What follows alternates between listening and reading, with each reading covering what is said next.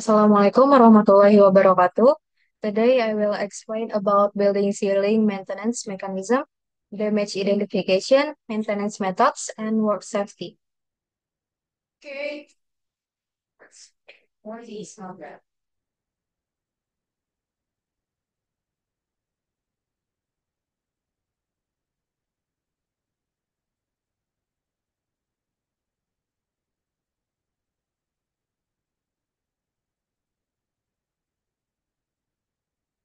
Pada bagian ini terdapat dinding dan ada juga kolom.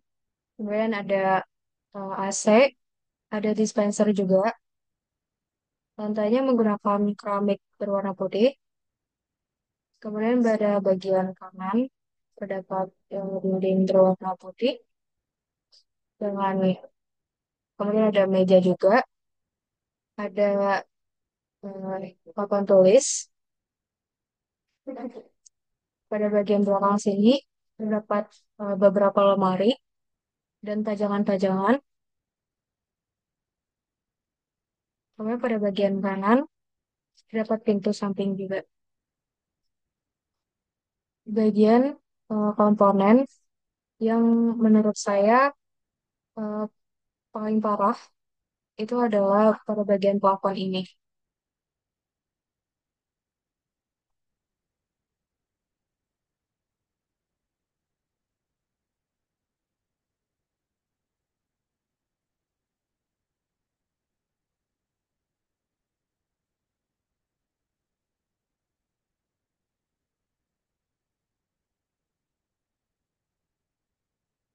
Selanjutnya, untuk ukuran komponen bangunan yang akan saya tinjau itu yang tadi plafon eh, berukuran panjang 4,5 meter dengan lebar 66 cm dan tinggi 22 cm. Untuk ukuran komponen yang mendapat perawatan, yaitu pada bagian plafon yang berjamur adalah dengan panjang 80 cm dengan lebar 33 cm dan tinggi 11 cm.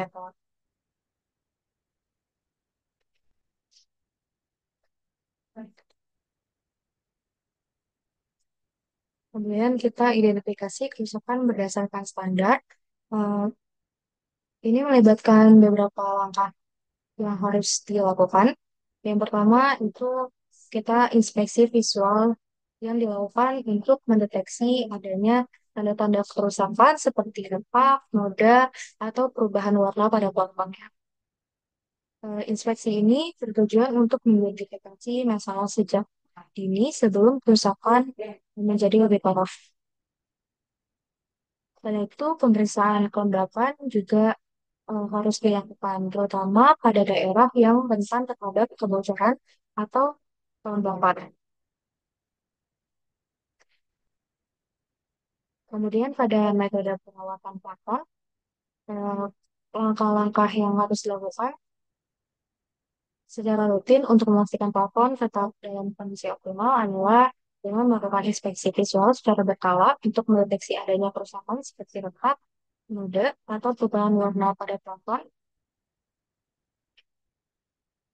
Selain itu, pemeriksaan kelembapan juga harus dilakukan, terutama di daerah yang rentan terhadap kebocoran.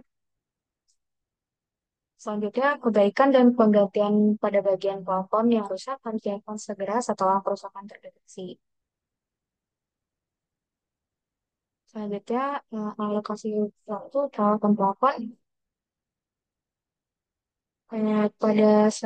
untuk 1 minggu sekali, konsep meliputi pembersihan noda ringan seperti debu, itu menggunakan kain limbab yang dibasahi dengan menggunakan air sabun untuk membersihkan noda yang menempel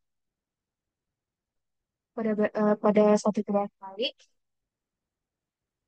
Kita mengecek kondisi plafon, apakah ada tanda-tanda kerusakan seperti retak, noda, atau perubahan warna. Jika terdapat tanda-tanda tersebut, kita harus melakukan perbaikan untuk mencegah kerusakan yang lebih parah di kemudian harinya. Perawatan 3 sampai 6 bulan sekali meliputi melakukan pengecekan berfokus pada sambungan, sudut, dan atap yang berbatasan langsung dengan plafonnya. Pemeriksaan sambungan ini untuk memastikan tidak ada retak atau celah makhluk. Perawatan satu tahun sekali ini meliputi pengecatan kembali plafon untuk menyegarkan kembali tampilan plafon yang sudah menyebar atau kusam.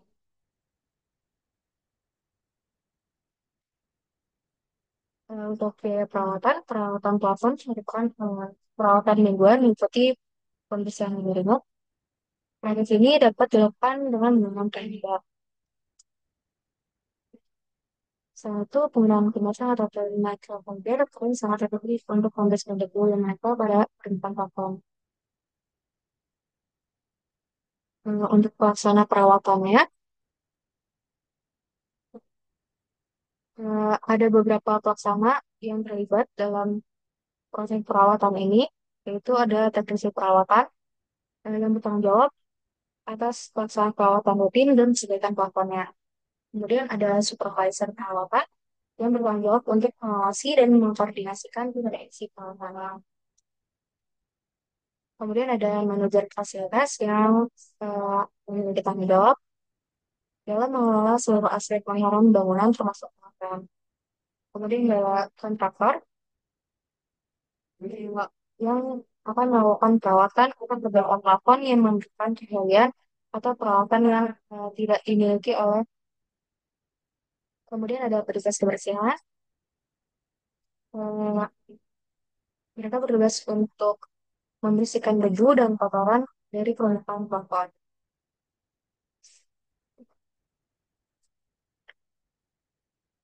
Dalam mekanisme perawatan plafon, terdapat beberapa pihak yang terlibat untuk memastikan proses perawatan berjalan dengan baik dan efisien. Pihak-pihak tersebut meliputi teknisi perawatan, supervisor perawatan, manajer fasilitas, kontraktor plafon, dan petugas kebersihan. Komunikasi yang efektif atau antar pihak yang terlibat dalam mekanisme perawatan sangat penting untuk memastikan kelancaran proses perawatan dan pemilihan pengakuan.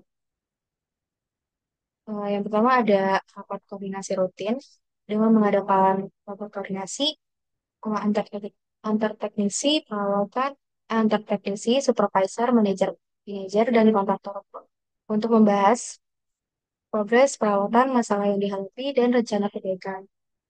Penggunaan sistem informasi juga penting untuk manajemen perawatan yang memungkinkan untuk semua pihak mengakses informasi yang terkait jadwal perawatan, laporan inspeksi, dan status perbaikan.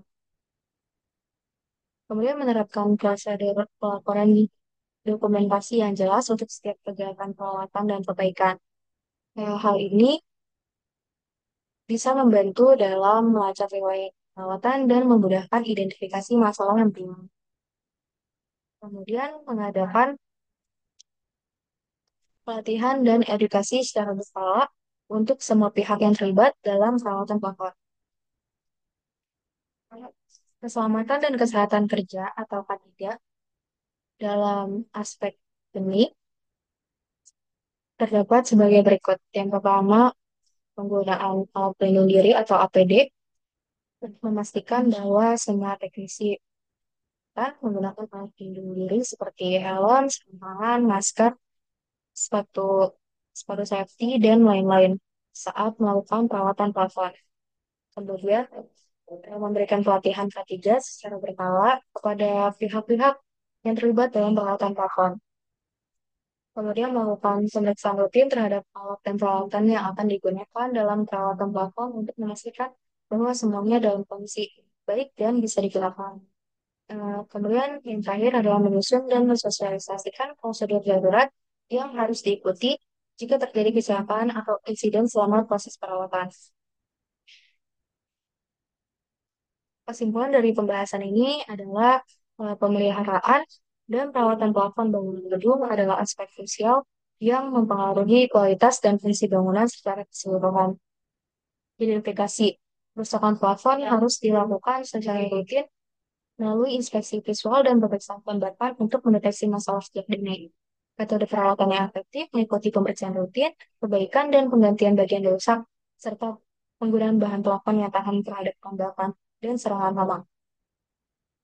Eh, Sekian dari saya. Thank you for your listening. May all that we have shared be beneficial for all of us. Amin. Wassalamualaikum warahmatullahi wabarakatuh.